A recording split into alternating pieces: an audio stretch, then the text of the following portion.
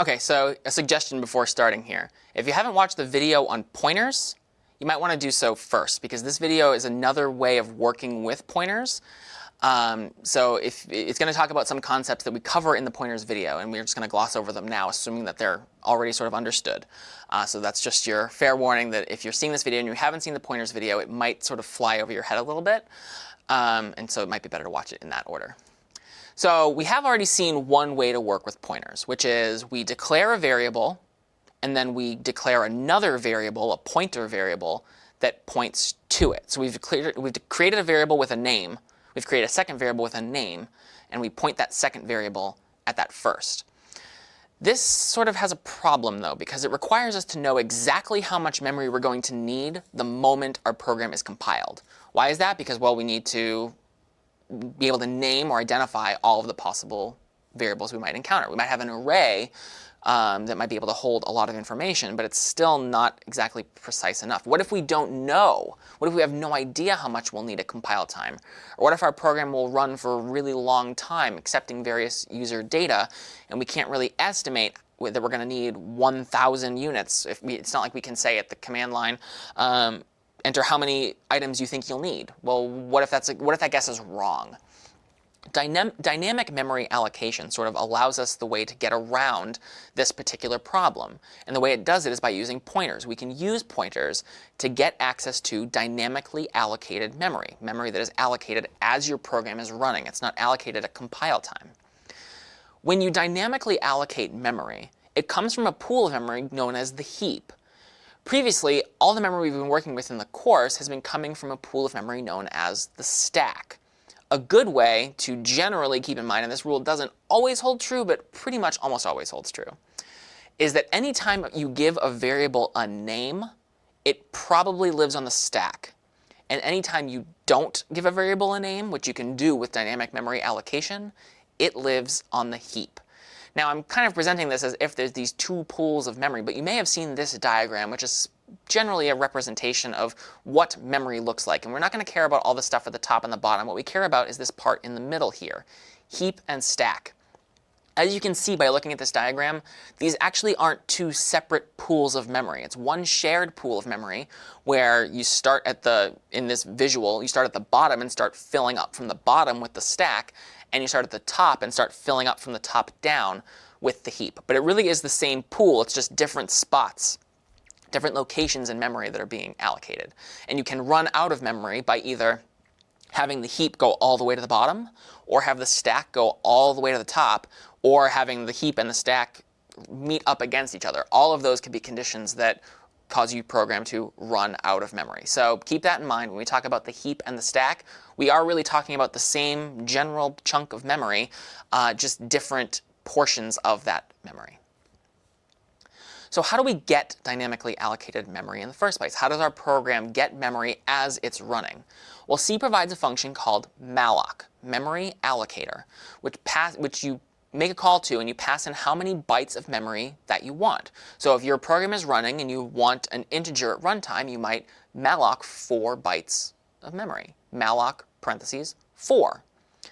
Malloc will go through looking through the heap, because we're dynamically allocating memory, and it will return to you a pointer to that memory. It doesn't give it a name, it gives you a pointer to it. And so that's why, again, I said that it's important to maybe have watched the pointers video before we get too far into this. So malloc's going to give you back a pointer. If malloc can't give you any memory because you've run out, it'll give you back a null pointer. Do you remember what happens if we try and dereference a null pointer? You suffer a seg fault, right? That's probably not good. So every time you make a call to malloc, you always need to check whether or not the pointer it gave you back is null. If it is, you need to end your program, because if you try and dereference the null pointer, you're going to suffer a segmentation fault and your program is going to crash anyway. So how do we statically obtain an integer? Int x. We've probably done that a bunch of times, right? This creates a variable called x that lives on the stack. How do we dynamically obtain an integer? Int star px equals malloc 4. Or more appropriately, we'd say int star px equals malloc size of int, just to throw some fewer magic numbers around our program. This is going to obtain for us 4 bytes of memory from the heap, and the pointer we get back to it is called px. And then, just as we've done previously, we can dereference px to access that memory. How do we get an integer from the user? We can say int x equals getInt. That's pretty straightforward. What if we want to create an array of x floats that live on the stack? Float, stack array, that's the name of our array, square brackets, x. That will create for us an array of x floats that live on the stack.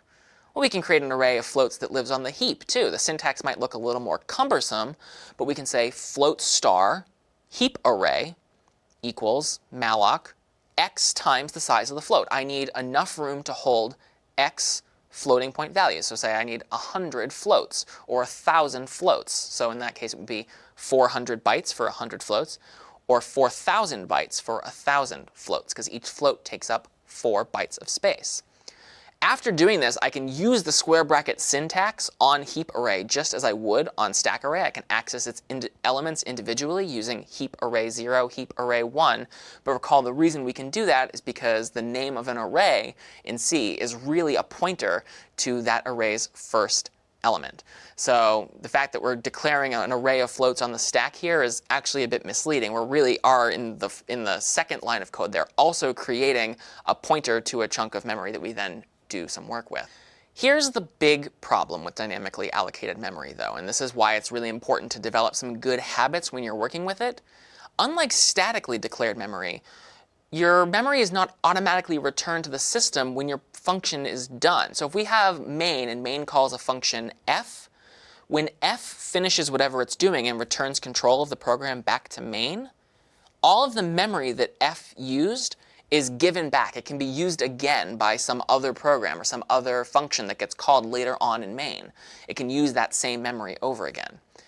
If you dynamically allocate memory, though, you have to explicitly tell the system that you're done with it. It'll hold on to it for you, which could lead to a problem of you're running out of memory. And in fact, we sometimes refer to this as a memory leak, and sometimes these memory leaks can actually be really devastating for system performance. If you are a frequent internet user, you might use certain web browsers, and I won't name names here, but there are some web browsers out there that are notorious for actually having memory leaks that don't get fixed. And if you leave your browser open for a very long period of time, days and days or weeks, you sometimes might notice that your system is running really, really slowly. And the reason for that is that the browser has allocated memory, but then not told the system that it's done with it. And so that leaves less memory available for all of your other programs to have to share, because you're leaking, that web browser program is leaking memory. How do we give memory back when we're done with it? Well, fortunately, it's a very easy way to do it. We just free it. There's a function called free. It accepts a pointer to memory, and we're good to go. So let's say we're in the middle of our program. We want to malloc 50 characters. We want to malloc an array that can capable of holding 50 characters. And when we get a pointer back to that pointer's name is word. We do whatever we're going to do with word, and then when we're done, we just free it. And now we have returned those 50 bytes of memory back to the system. Some other function can use them.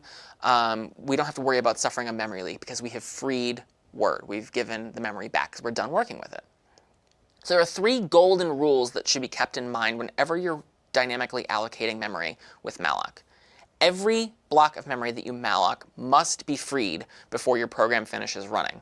Now, again, in the appliance or in the IDE, this sort of happens for you anyway this will happen anyway when your program is terminated. All the memory will be released. But it's generally good coding practice to always, when you're done, free what you have malloced. That said, only things that you malloc should be freed. If you statically declare an integer, int x semicolon, that lives on the stack, you don't then want to free x. So only things that you malloc should be freed. And lastly, don't free something twice. That can lead to another weird situation. So everything that you malloc has to be freed. Only things that you malloc should be freed. And don't free something twice. So let's go through an example here of what some dynamically allocated memory might look like mixed in with some static memory. What might happen here? See if you can follow along and guess what's going to happen as we go through all these lines of code. So we say int m. What happens here? Well, this is pretty straightforward. I create an integer variable called m. I color it green because that's the color that I use when I'm talking about integer variables. It's a box. It's called M, and you can store integers inside of it.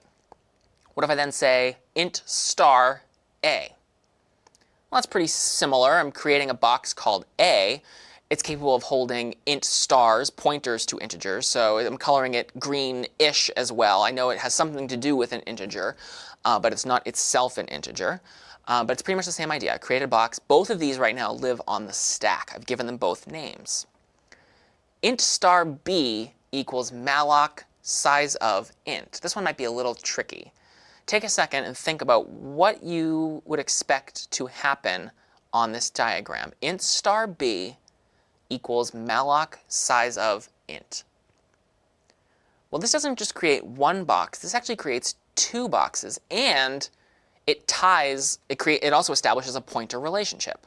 We've allocated one block of memory on the heap. Notice that the top right box there does not have a name.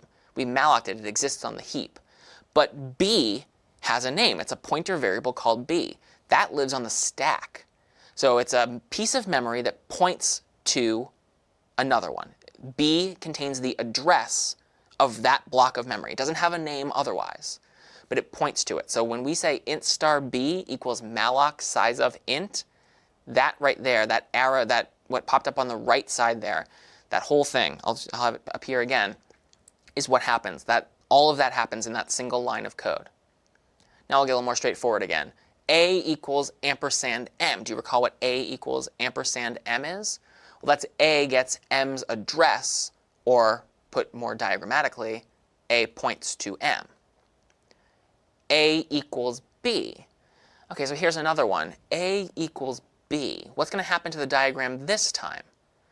Well, recall that the assignment operator works by assigning the value on the right to the value on the left.